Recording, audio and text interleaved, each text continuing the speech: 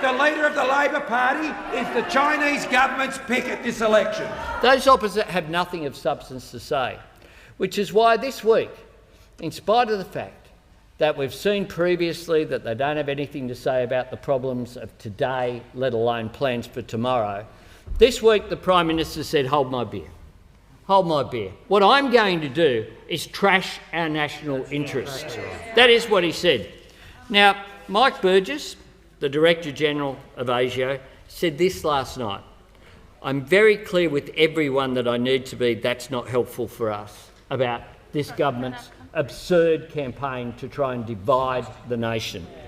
Dennis Richardson has the quadrella. If you think about the 4 positions in this country, in terms of our bureaucracy and our structures that are consistent over a period of time, you think Department of Foreign Affairs and Trade, Department of Defence, ASIO and the US Ambassador's position. He has held all 4, appointed by the Howard government as the Director-General of ASIO and as our Ambassador to Washington. And this is what he said. The creation or the attempt to create an artificial division only serves the interests of one country, China. So if you're looking for a Manchurian candidate, he sits over there. Because he has served, with the campaign that has happened this week, the interests of China, not our national interests. That is what has occurred.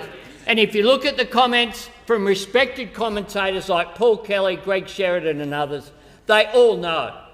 And last Friday, of course, I met with the US Secretary of State and our allies. I have been engaged with the United States since I was a guest at the State Department there for 6 weeks, more than 30 years ago.